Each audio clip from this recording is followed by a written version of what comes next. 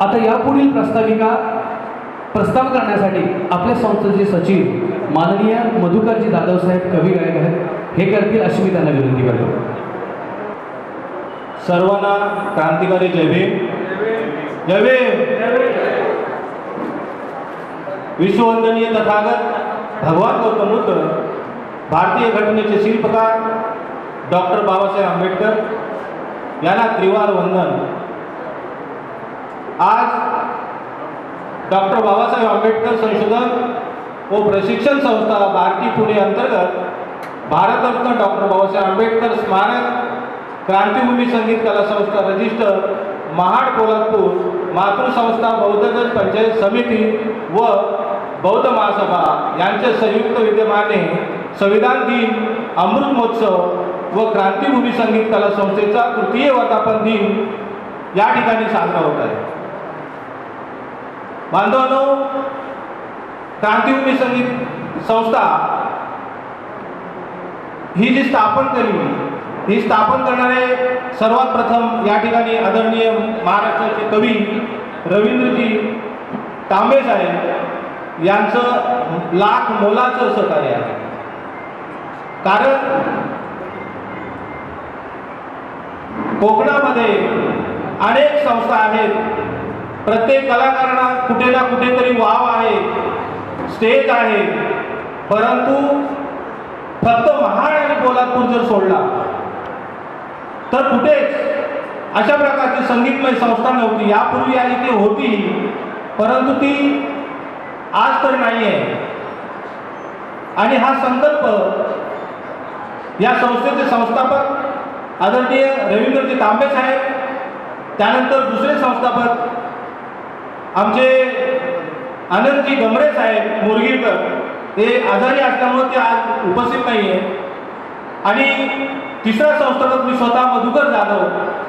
बांधवांनो, हा आम्ही विचार केला की इथे महाड आणि कोल्हापूरमध्ये तळागाळातील जे कलाकार आहेत, या सर्व कलाकारांना कुठेतरी वाव मिळावा आणि त्यांच्यामध्ये असलेलं काही कला आहे, जे काही गुण आहेत, याला कुठेतरी चालना मिळावी, कुठेतरी स्टेज मिळावा आणि त्यातून ते पडद्याच्या आड जे आज आहे ते पडद्यासमोर यावे.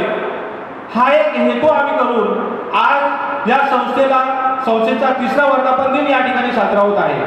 बांधवांनो, पण एक खेळाची बात अशी आहे की या सर्व गोष्टी करत असताना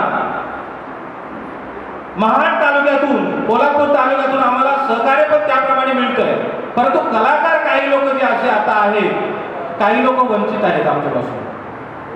आम्ही त्यांना प्रत्येक वेळेला कॉल करतो, प्रत्येक वेळेला सांगतो की ही जी संघटना ही तुमच्यासाठी राबवलेली आहे. कारण तांबे साहेब, अनंत गमरे साहेब, आनंद शिंदे सारख्या लोकांनी गाणी गायलेली आहेत, त्यांच्या नावासाठी त्यांनी केलेलं नाही. आज हा जो मंच आम्ही बनवलेला आहे तो या महाड आणि कोल्हापूर तालुक्यामध्ये जे काही तळागाळातील लोक आहेत यांना पुढे नेण्यासाठी केलेला आहे, तर इथले जे काही कलाकार आहेत त्याला सहकार्य करत नाही. दुसरी गोष्ट या ठिकाणी आम्ही सांगू इच्छितो की बाहेर गावातून कलाकार येतात आणि आपली कला सादर करून जातात, पण दोन्ही तालुक्यातील कलावंतातील चाहत्यांना, इथे बसलेल्या संपूर्ण कलाकार प्रेमींना मी असं सांगतो की या ठिकाणी सुद्धा असे कलाकार आहेत की जे तुमची करमणूक करतील, जे तुम्हाला धम्मदान देतील, जे तुमचे प्रबोधन करतील, परंतु त्यांना एकदा ऐका तुम्ही. परंतु अशी इच्छा झालेली आहे की कलाकार मात्र बाई बाहेरची आणि पुरुषी बाहेरचा पाहिजे तरच आम्हाला मजा येते. मान्य आहे ना, ती मजा आम्ही सुद्धा देऊ शकतो, परंतु आम्हाला धम्माचं प्रबोधन करायचं आहे, धम्माच्या वाटेने जायचं आहे. त्यामुळे आम्ही धम्म प्रबोधन करणार. तुमचं करमणूक तर नक्कीच होईल, पण धम्म प्रबोधन करताना आम्ही तुमचं प्रबोधन करणार आहोत. राहिली गोष्ट विजागडी, कारण प्रकार असा आहे की आम्ही 30-35 हजारामध्ये येतो, परंतु सामनेवाले 70,000 देतात. ते गोड वाटतात आम्हाला बांधवांना. प्रबोधन तेच असतं, बाबासाहेब तेच सांगतात बुद्ध तेच सांगतात, शिवराय तेच सांगतात जे आम्ही सांगतो. त्याच्यामध्ये काही वेगळं नसतं. परंतु आपल्या दोन्ही तालुक्यातील जे काय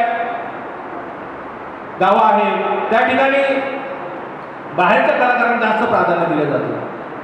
बांधवांनो, आपल्या या दोन्ही तालुक्यामधील आम्ही सुद्धा तुमची लेकरं आहोत, या क्रांतीभूमीतील लेकरं आहोत. मग आम्हाला आपल्या भूमीत आम्हाला चान्स का नसावा? ही जी संस्था केलेली आहे, ही संस्था एवढ्यासाठी केलेली आहे की इथल्या कलाकाराचे गुण, इथल्या कलाकाराची कला ही लोकांच्या समोर यावी आणि तो आपल्या प्रगती करावा. आधी येथील कलाकारांना जे काही शासनाद्वारे मिळणारे जे काय अनुदान आहे, या सर्वांची जी काय अनुदान मिळणार आहे त्या संदर्भात आम्ही वाटचाल करत आहोत.